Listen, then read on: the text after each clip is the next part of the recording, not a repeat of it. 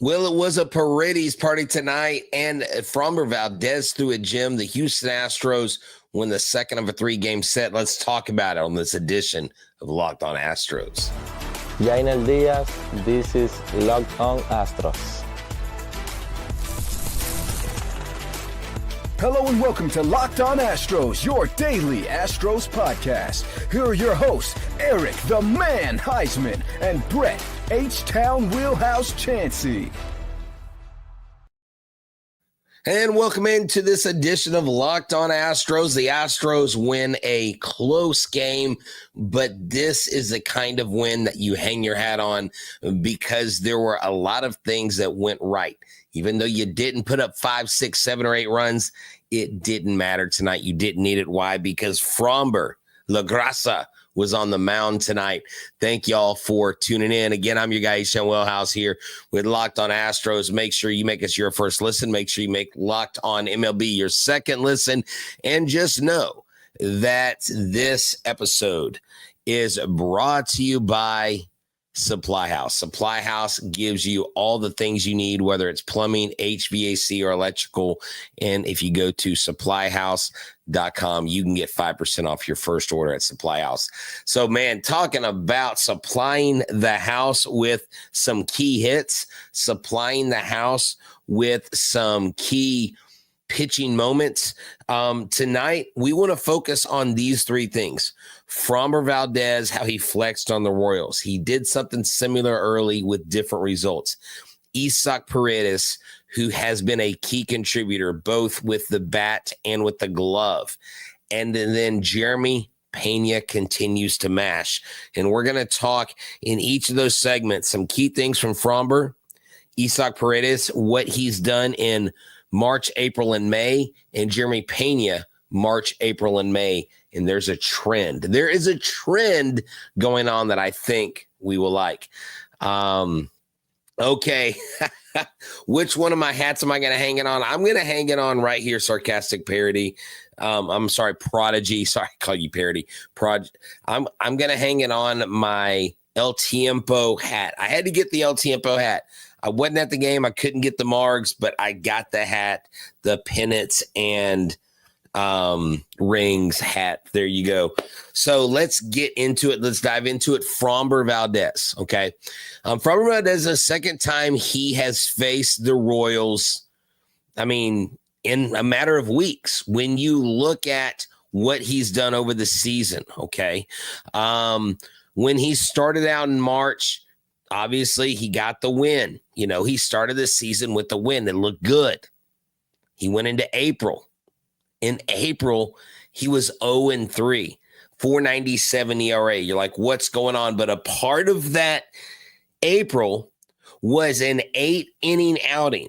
And I don't know if y'all remember this, 3 hits, only 2 earned runs, 5 strikeouts, and he got the loss. He got the loss.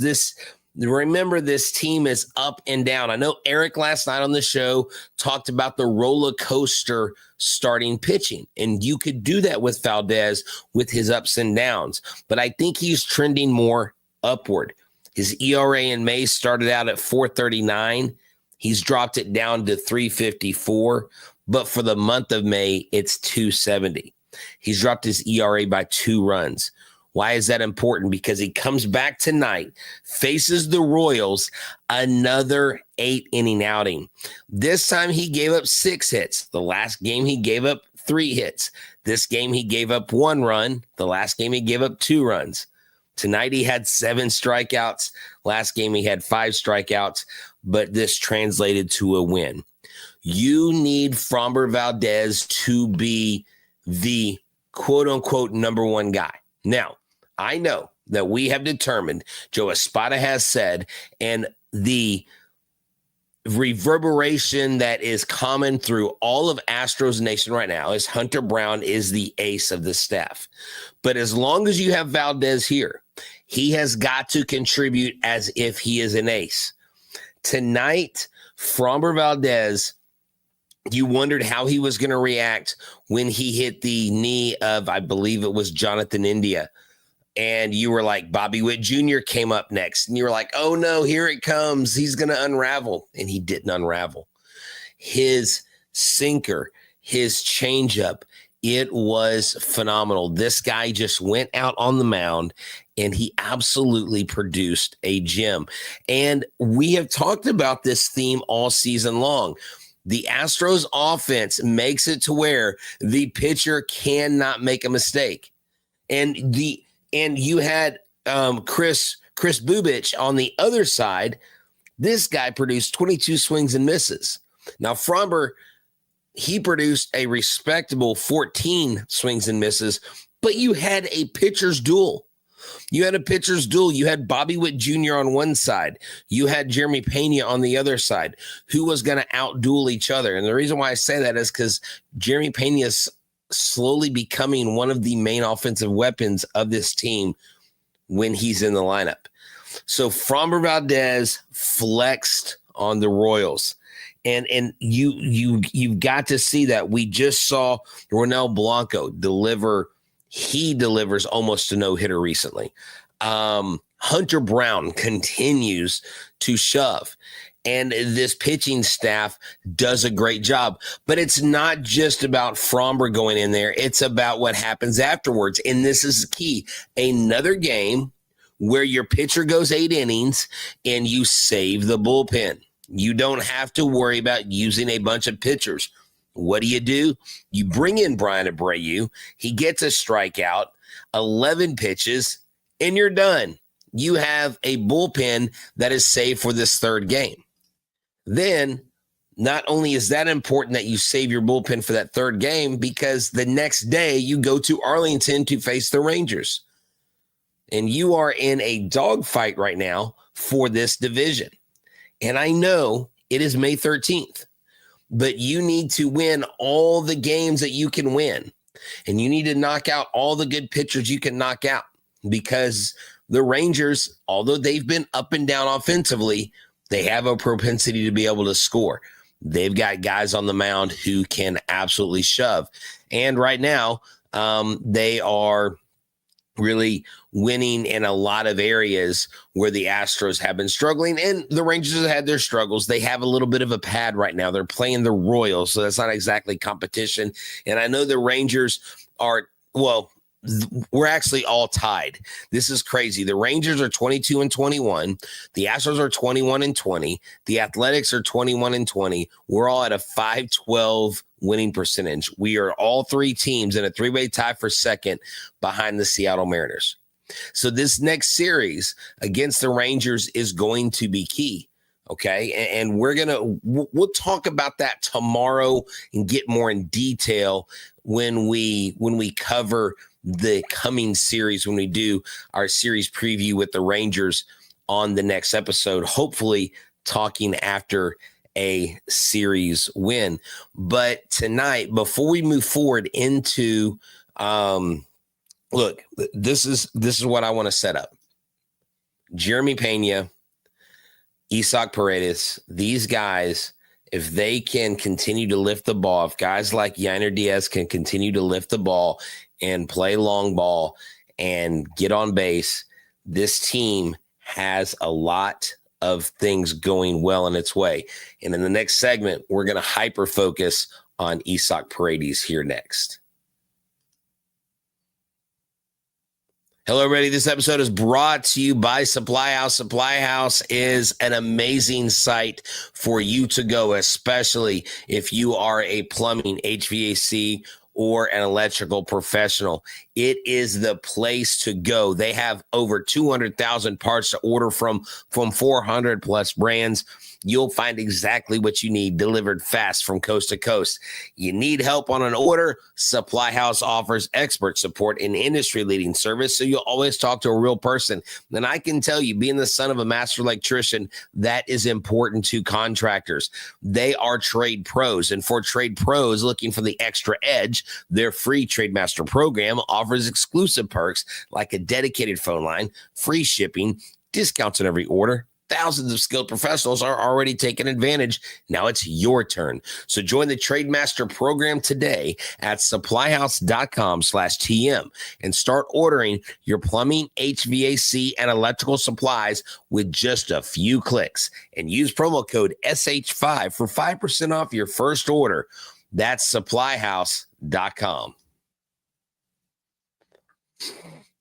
All right, thank y'all for tuning in. Y'all know where to find me at H-Town Wheelhouse on X, Instagram, on X, Instagram. You can find me on TikTok. You know where to find the show. Subscribe to us. I'm sure y'all went over there. Y'all checked out Michael Connor as he did his post-game breakdown as he does after every Astros game. He does a phenomenal job over there. There's just so much Astros content. There's enough to go around for everybody. So thank y'all for stopping by and tuning in. Man, Isaac Paredes, let's talk about this cat. This guy comes in, and as I am lamenting, watching Alex Bregman hit his 10th home run. Now, the Red Sox lost in extra innings to the Tigers, so there's that. They've got a feud going on with Rafael Devers. But the reason why I mentioned Alex Bregman is because as I came into the room, I was prepping for the show. I saw y'all usually come into the chat. And if you're listening, people will come into the chat live and start having this like pre-show conversation, almost like a pre-production meeting. And there was a lot of talk about, I won't say his name, but there's a certain third baseman who I don't miss and so on and so forth. And it's really key because Paredes had a start to his season, much like Alex Bregman has started his career in the first 7 years of his career. Okay. And now he's in Boston, lighting the world on fire. Okay. So let's bring it back to Houston. Why am I mentioning this? And why is this important? Why do we need to know that Isaac Paredes is a key contributor? Let's look at his numbers. In March, he was a 154 hitter with a 652 OPS. Not very good. In April, 299 with an 810 OPS. A little better, actually a lot better. In May, 333 with an 840 OPS. This guy has progressed and become better and more comfortable where he's at. Now, I also want to look at, since we're talking about Paredes, since we're going to talk about Peña, I want to throw in Christian Walker as well. And I want to see where Christian Walker is because it's all about these guys progressing. It's all about these guys getting better. So if we're going to look at average, and it looks like he's trending upwards as well. March, they're in. This is a trend, and this is why this is important to know. Christian Walker, 125 to 50 OPS. Okay. April, he had a 209 average with a 697 OPS. In May, his OPS has dropped a tad, but he's at 256 and a 662 OPS. He is hitting better in April and May. He's getting it together. And Isaac Paredes had never hit a walk-off home run until tonight. And not only is he doing it with his bat, but he's a key contributor on the field with his glove. And it is crazy to think that you have a third baseman that would be able to even come close to replacing the defensive prowess that Alex Bregman brought. Now, he did win his first Gold Glove, and it took him several years to get that Gold Glove because he was opposite of Matt Chapman as his foe in the division, and he won 4 of those. I think if Matt Chapman may have been in the National League, maybe Bregman wins a couple more Gold Gloves.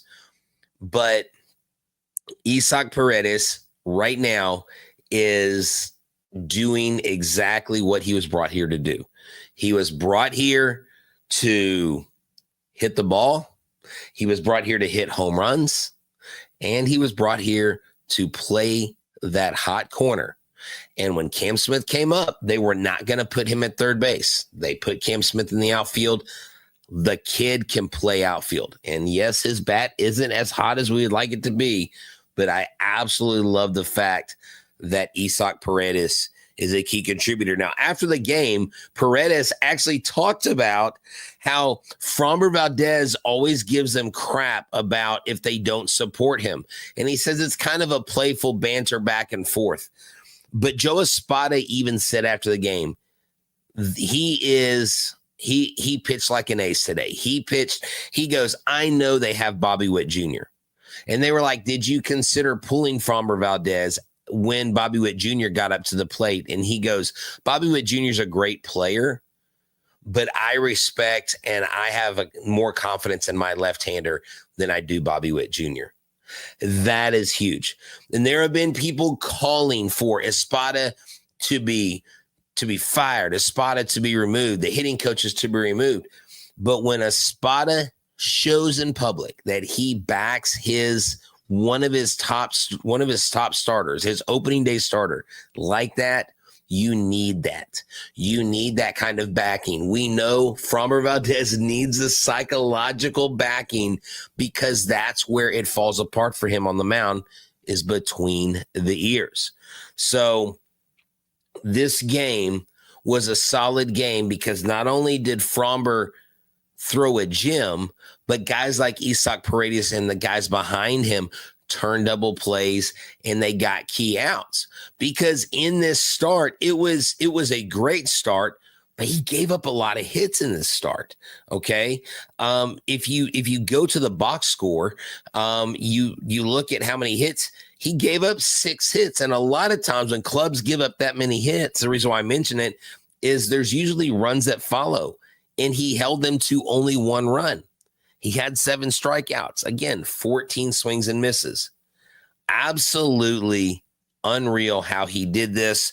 And then someone like Isaac Paredes comes behind him and absolutely just does a phenomenal job in the field with the glove and walks it off. That is his first career walk-off. That's first career walk-off hit, first career walk-off home run. Thank you, Crawford boxes at Dyken Park.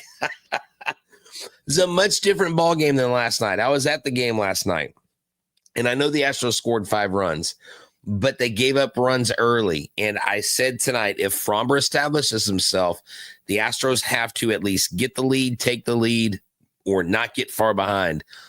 And they did just enough to get that win.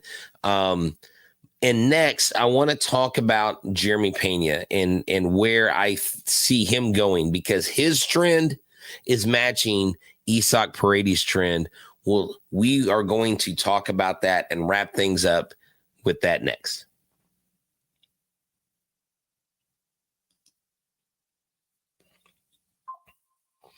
Thank y'all for tuning in to Locked On Astros. I'm H-Town Wellhouse. I'm here flying solo tonight. Thank y'all for tuning in. If you listen to us, we want to encourage you to go to our website, go to YouTube, and subscribe to our YouTube channel. And also, I'm pretty sure it's still available. Someone emailed me and said that they were trying to use the ticket link and they could not get tickets. If you are trying to purchase tickets to our May 24th game, let me know and I'll see if I can open those up if that link has closed down. I will be talking to the ticket rep tomorrow, but the game is on May 24th, 3:10 game. It's the Yordan Alvarez cycle bobblehead. I'll have many bobbleheads to give away. They're right behind me in this box right there. So would love to have y'all come out and hang out with us at the Locked On Astros game. And if you don't get tickets to where we're sitting and you go to that game, let us know. We'll do a meetup sometime around the 5th inning, and we will have a lot of fun. Okay, so let's get into Jeremy Pena. I teased him at the top of the show, and I think he is a guy that is really charting a path to possibly becoming the next career Houston Astro. I keep wanting to do air quotes tonight. I don't know what is that. I feel like Ricky Bobby right now. Look. And then balloons showed up on my screen. I'm doing air quotes and balloon. Anyways, I don't know what's going on. I am in a bizarro world right now. Jeremy Pena, I believe, yes, he is an all-star. So remember last segment we talked about Isaac Paredes, and we talked about his ascension from March, April, and May. Well, Jeremy Pena has almost identical numbers. It's insane. A 167 batting average and a 625 OPS in March. Not very good. 263 batting average in April and 784 OPS. Okay. Listen to this. That was in April. In May, 306, a 916 OPS, and a team leading 6 home run. I don't like that the number 6 is the leading home run at this point in the season, but I'll take it. And I don't know if y'all paid attention to the home run that he hit, but Jeremy Pena is absolutely murdering baseballs on the inner half of the plate. He is pulling his hands in like a freaking machine. And any baseball that comes in close to that bat, he's pulling the hands in and he's absolutely drilling the baseball out of the park. I love to see that. This is a guy that if you remember back to spring training, what was the word that I used all the time? He was getting more what with the ball? He was getting more lift. He was getting that lift. He was getting the ball up. Remember, he went through that whole, like almost a full season where like he didn't hit a home run and everything was a grounder and they couldn't figure out what was going on. It was just unfathomable how he had gone from his rookie year to just almost this fall off to where he wasn't having any kind of power. And now he's learned to pull his hands in. He's a quieter guy at the plate. He doesn't move as much, and he's embraced that leadoff hitting role. Jeremy Pena is a guy, and I will share a story with you. Growing up, his older brother at some point was actually better than Jeremy Pena was at baseball. But Jeremy Pena put in, apparently, look, when you're playing baseball, when you're growing up and you have brothers that play, not everybody has the same drive. Well, apparently Jeremy had a greater drive to go further and do more with baseball. And he had to work harder and harder. And when he went to Maine, his coach was handed Jeremy Pena, and Geronimo Pena said, "My son is a good baseball player. I need you to turn him into a great baseball player." And if you remember our interview with Steve Timner, who is actually at the University of Stetson in Florida coaching baseball, that's Jacob deGrom's alma mater, he talked about the work that Jeremy Pena put in. This kid is an absolute workhorse, and he puts in the work. And there was a game where we were going to be introduced to him, but he was working in the cages and he was in the lab. So we couldn't bother him, and I totally respected that. But Jeremy Pena has continued to improve to get his swing. I don't think just back where he was, but I think it probably can be better. He may hit more than 22 home runs. He could touch 30 this year. I don't know if he'll get there, but if he keeps being patient at the plate, if he keeps staying away from the pitches that are down on the way, if he hammers the inside pitches where they try to jam him, Jeremy Pena is going to be an all-star. Jeremy Pena is going to be a force. And all these guys that we mentioned in this show, Framber Valdez, Isaac Paredes, Jeremy Pena, are all going to contribute come playoff time. Okay. And I know there's been a lot of talk on this show, and I've talked about it probably more than, if you compare how much I've talked about it versus how much Eric has talked about it. I've talked a lot about trading Framber Valdez. And let me just make sure that y'all understand where I come from when it comes to that. I look at trading Framber Valdez only because I'm afraid that he's going to walk and they're not going to be able to re-sign him.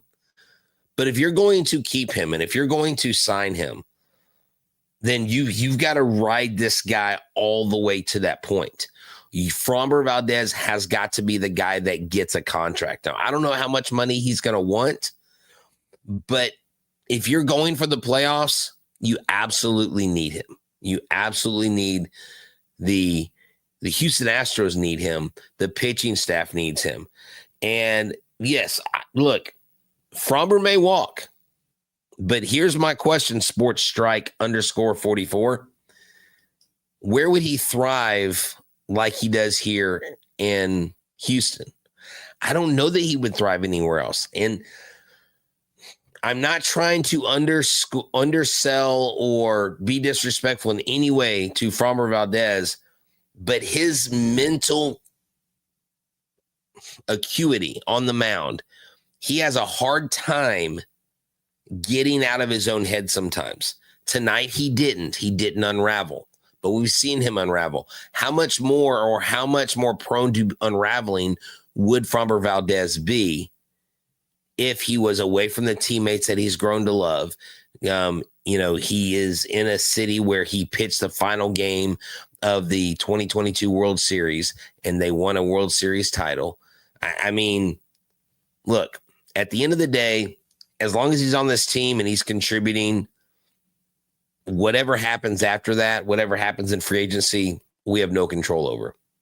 We know the Astros are not prone to sign people, and we know they give out really crazy contracts to players that shouldn't get crazy contracts, and then I think it makes them gun shy for the real guys.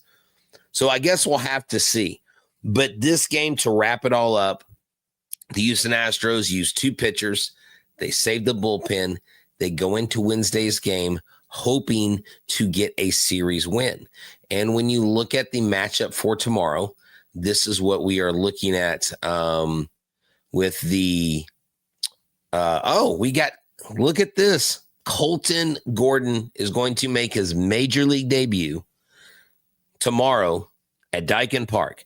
Colton Gordon will be making his major league debut against Michael Lorenzen. Michael Lorenzen, I think he's a pitcher that is susceptible to give up a lot of stuff, but you have to go out there, and that's why you play the games.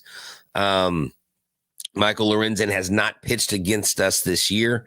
I do not know what his record is against us right off the top of my head, but he is 3-3 this year with a 3.57 ERA and 40 strikeouts. So we have Colton Gordon going tomorrow. Will he be the rookie that does it? Do you remember Corbin Martin came in on a Mother's Day weekend and he didn't throw a no-hitter, but it was a gem. He had like 8 or 9 strikeouts. Let's hope Colton Gordon does something like that. That's what we're looking for. So tonight we get the win. Framber Valdez pitches a gem. We have a Paredes Party. Jeremy Pena, La Tormenta gets us started, and the Astros win, hoping to win the series. Because look, they need to get another series win. They started the month with 2 series losses. They just could have 2 consecutive series wins if they win the game on Wednesday. So, as I say, for myself, for everybody here at Locked On Astros, Eric Heisman, everybody, we want to thank y'all for tuning in. You guys and gals are awesome. Thank y'all for showing up. We'll see y'all tomorrow night, hopefully talking about another Astros victory. And you know what? Colton Gordon, welcome to the show. Good luck, kid. Go get him. Let's give him a royal butt whipping. I'm A. Samuel House, and we are your team every day. Go Stros.